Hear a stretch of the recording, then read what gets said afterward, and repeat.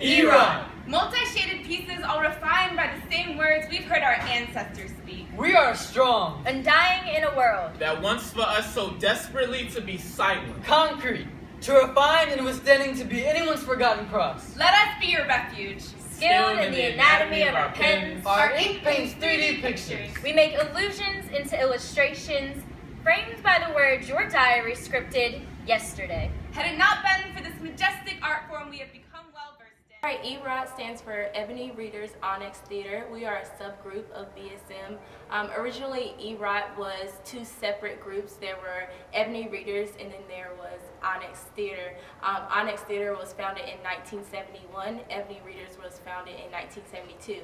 In the year of 1979, the two groups consolidated, and for the past 43 years, we have been EROT. EROT is such a diverse group. While we are a subgroup of BSM, we are not limited to just African American students. We have such a diverse crowd, varying from race diversity to religion to everything. These students are so creative. We're all creative. We all bring something different to the group, and it's just a wonderful thing to be a part of, to have so much different energies coming in. Being at such a large school, a large PWI, and having such a small minority population, it can be easy to get lost in this big thing that is Carolina.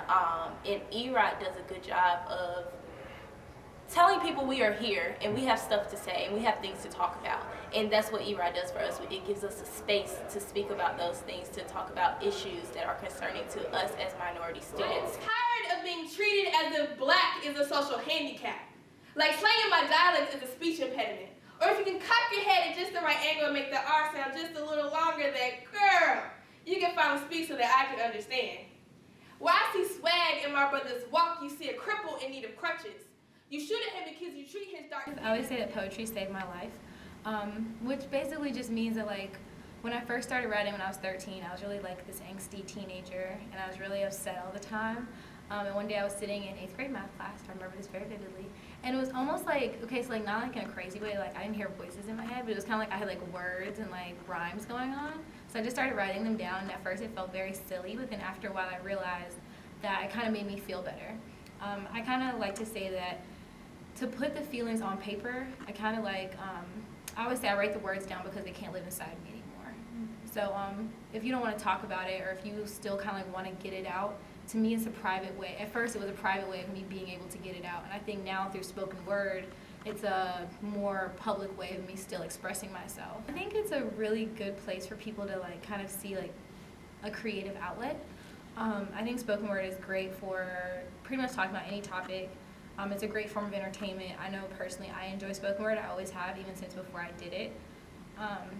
I think it really moves people, and I think it also kind of like breaks up the monotony of college itself, and like not having to like be super serious sometimes, because sometimes the poems are funny, you know, and you kind of need a break from class and it's fun, or sometimes maybe you're going through something really difficult and you hear a poem about it, and it kind of makes you feel like you're not alone in it and someone else can relate to you as well. It makes you feel better, I think. It kind of gets lost a little bit that like what EROT was originally made for, or what we stand for. We of course are multicultural. We are not going to discriminate on anyone based on their race. We are like kind of majority black right now, but not by like a large portion, like a large margin, I mean. So it's not like we discriminate or anything like that. We mostly just like to find poets who can talk about the issues that are still really important to the black community, especially the black students here on campus. So a lot of times we always perform at like the first BSM meeting where they have lots of performances by their subgroups. We always perform there. We perform at lots of other different like kind of like multicultural events. So I think the Carolina community sometimes gets lost and thinks that we're strictly spoken word, but we have kind of like this duty to also create a community for the black students to understand that we understand their issues, and we're providing an outlet to kind of like have their issues be heard in a different way than just like a forum, or because BSM's other student groups kind of do it through different mediums. So like their subgroup Harmonics does it through music. We just do it through spoken word. Flag do we pledge allegiance to? How dare I wrap my heart in 50 stars and 13 stripes when my nephew is more likely to grow up gunned down like Mike Brown.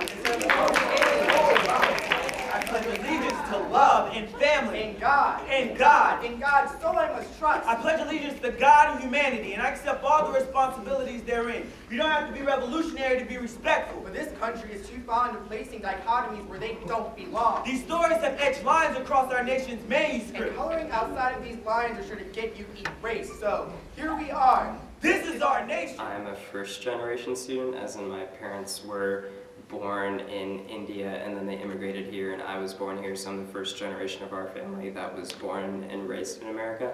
And I think that I don't have many friends who have that similar experience, and because of that, I don't exactly have the strongest support network of the first generation experience that I could have here.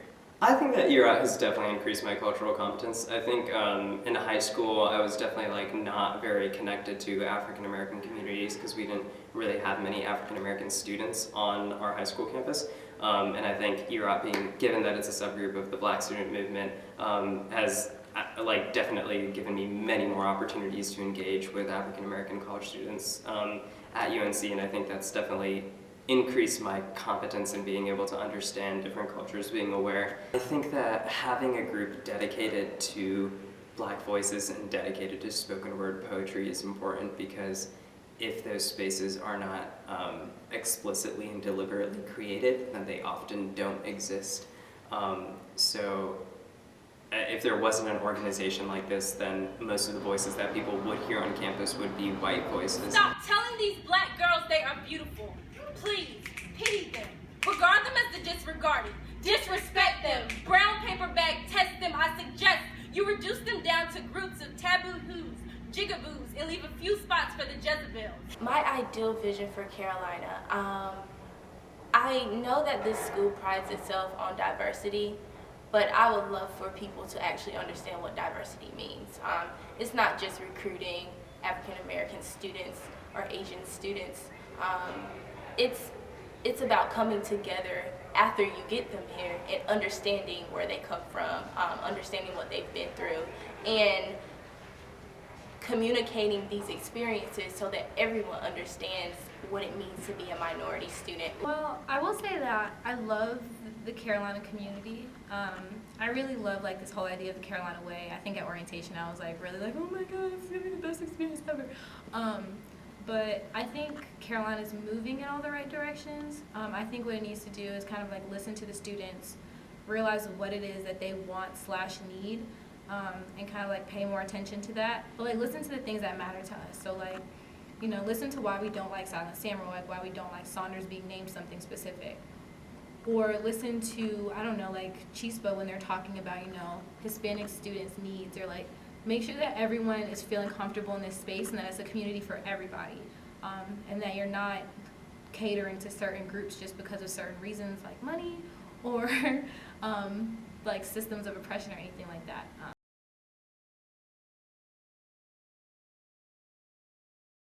Stories as powerful as these need a venue in which they can be freely expressed and heard by the Carolina community. Members of EROT currently perform in the Center for Dramatic Arts. However, they do not have a permanent place to congregate and facilitate their artistic needs.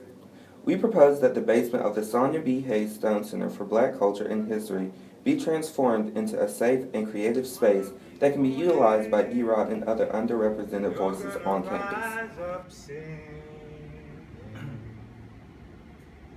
You're gonna spread your wings and away you'll fly. You'll find your direction through the good times and hard times. So hush, little baby, and don't you cry.